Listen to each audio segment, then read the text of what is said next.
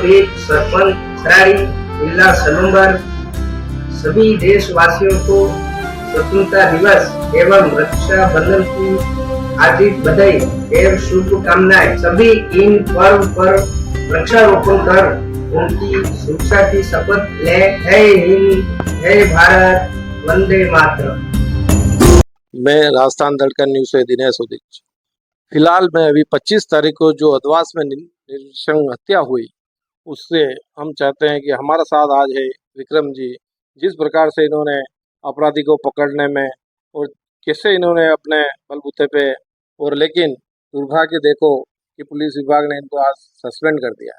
क्या कारण रहे इसके पीछे, हम जानेंगे उन्हीं की जुबानी पूरा विस्तृत में।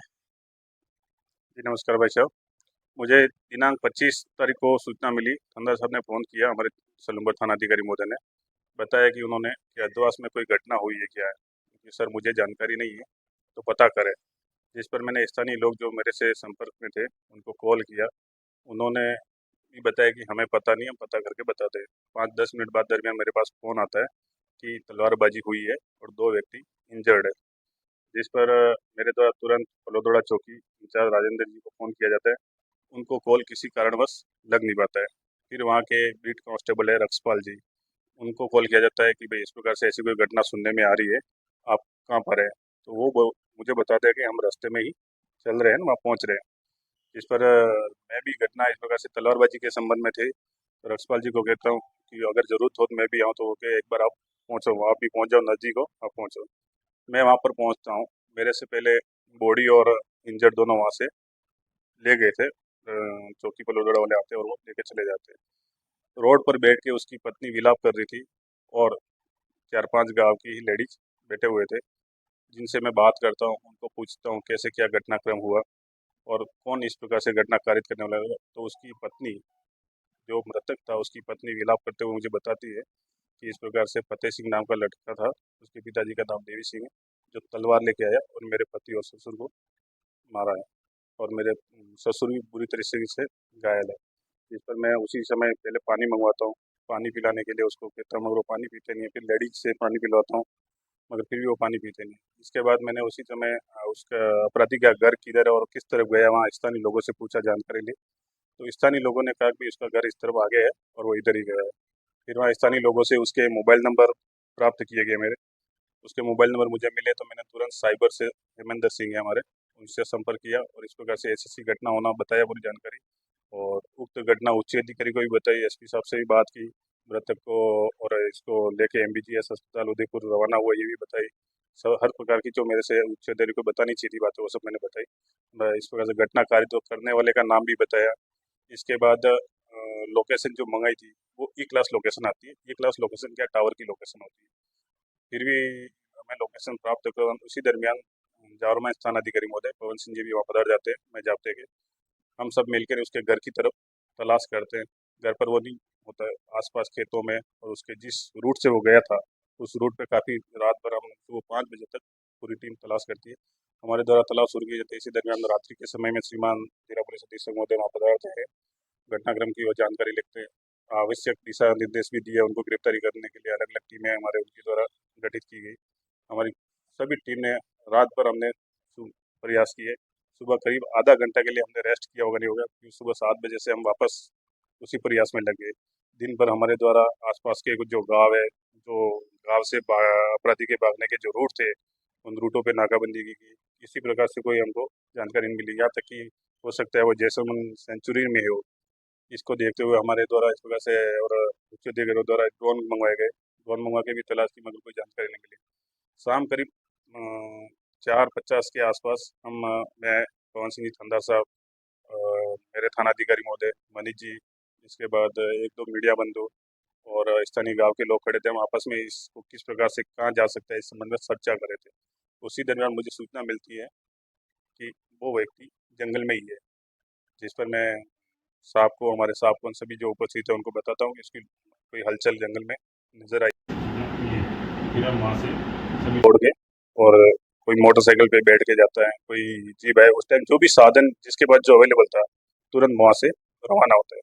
हम वहाँ जाते हैं, जंगल में देखते हैं कि जिस जगह लोकेशन किसी ने बताई थी वो किस तरफ आई थी, इस तरफ उस आधार पर उसको जंगल में सर्च अभियान शुरू कर दें। तो हमारे द्वारा सर्च अभियान के दौरान वो जंगल में हमको नजर आता और अपने गर्दन में तलवार रखी हुई थी।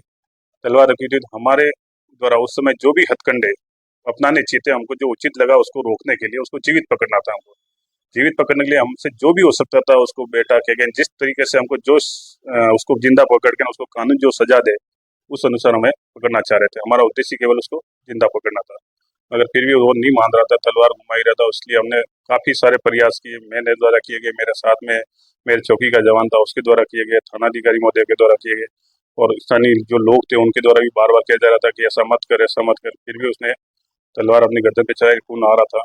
इस पर मैंने काफी प्रयास, मेरे से जो हर समय हो सकता था वो मैंने उसको कहा और उसको कैसे भी करके उसका दिल जीता और उसको अपने पास बुलाया। अपने पास बुला के जिससे उसका खून आ रहा था अपनी जेब से फर्स्ट रुमाल निकाल के उसके गले में बांधा, गले में बांध के और एक दो रुमाल पास में जो जवान खड़े थे उनके जेब से ले, उसको किसी भी प्रकार से उसका ब्लड एक बार रुक जाए और वो जीवित रहे। इसके बाद हम वहाँ से इसको लेके आगे बढ़े। उस टाइम वो बीच बीच में बोल भी रहा था कि मेरे साथ शंकर ने ऐसा कर दिया, शंकर ने ऐसा कर दिया, मुझे बर्बाद कर दिया, ये कर दिया, वो कर दिया, मेरे साथ मेरे को फूल दिया, इस प्रकार से वो कह रहा था बीच बीच में।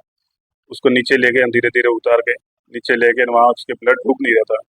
किसी दिन में उसके ब्लड नहीं रुक रहा था, मेरे द्वारा आसपास लोगों से कोई रुमाल हो किसी को और मांगा, किसी के पास अवेलेबल था, मैंने अपनी वर्दी खोल कर बनियान मैंने कहा कॉटन का है तो ठीक रहेगा, इसलिए गले में उसके रखा था। इसके बाद थानाधिकारी महोदय, मैं खुद, दो जवान और 108 गाड़ी तैयार रखने के लिए कहा। इसके बाद हम जल्दी से उसको लेके जितना जल्दी हो सके हॉस्पिटल पहुँचे। यहाँ पर डॉक्टर साहब ने प्राथमिक उपचार कर उसको कर दिया था। इसके बाद हम सभी वहाँ से वापस हरिद्वार गाँव में गए, वहाँ कानून व्यवस्था जो थी देर रात तक की। इसके बाद वापस मेरे द्वारा इस प्रकार से किसी प्रकार को कोई अपमानित करने, किसी की आत्मा को ठेस पहुँचाने का ऐसा कोई उद्देश्य नहीं था। मैंने सिर्फ उस व्यक्ति को जिंदा पकड़ने के लिए मेरे से उस समय जो हथकंडे अपना सकता था उसकी मन की स्थिति को पढ़ने के लिए और उसको मनोवैज्ञानिक तरीके से अपने पास बुलाने के लिए जो कर सकता था वो मैंने किया। और बाकी मेरा किसी जाति, किसी समाज को इस प्रकार से ठेस पहुँचाना ऐसा कोई उद्देश्य नहीं है। मैं सिर्फ मुलजिम को मुलजिम की तरफ पकड़ के कानूनी सजा देना। पूरा घटनाक्रम को देखते हुए अगर देखा जाए तो जिस प्रकार से आपने फर्स्ट से लगा के एंड तक उस अपराधी को पकड़ने में आपने अपनी कोशिश की तो लास्ट तक उसको आपने पकड़ के कामयाब रहे, लेकिन क्या कारण रहे कि लोगों में आपके खिलाफ ये आक्रोश पैदा हुआ? मेरे खिलाफ जो स्थानीय लोग हैं जो मौके पे थे, उन्होंने आज जो घटनाक्रम देखा है और मैंने जिस प्रकार से कार्य किया है, उन सब लोगों को पता है कि मैंने अच्छा किया या गलत किया। बाकी मेरे लिए लोग जो बोल रहे हैं वो गलत बोल रहे हैं, ऐसा नहीं होना चाहिए। मेरी जो स्थिति थी उस समय और उस व्यक्ति को जिंदा पकड़ना था और मेरे से जो हो सकता था वो मैंने उस टाइम उचित को मुझे लगा वो नहीं किया। बाकी ऐसा किसी प्रकार को उद्देश्य नहीं था। हम आपसे एक प्रश्न और पूछना रहते हैं कि आपको अभी जब इतने पूरा घटनाक्रम हो गया, आपने इतनी मेहनत की उसको पकड़ने में, क्या कारण रहे कि आपको सस्पेंड किया गया? अब उन कारणों की उच्च अधिकारी जाँच कर रहे हैं। मेरे उच्च अधिकारी को मुझे पूर्ण विश्वास है कि मेरा अहित नहीं करेंगे और मैं जो भी घटनाक्रम था, मेरे अन्य अधिकारी भी मेरे साथ में थे, मीडिया बंधु भी वहाँ उस टाइम मौजूद थे और आम पब्लिक भी थी जो मेरे साथ में है और मुझे विश्वास है मेरा अहित भी होगा और मेरे अधिकारी पर मुझे पूर्ण विश्वास है मेरा अहित भी होगा। धन्यवाद। मैं विजय प्रदर्शी राजस्थान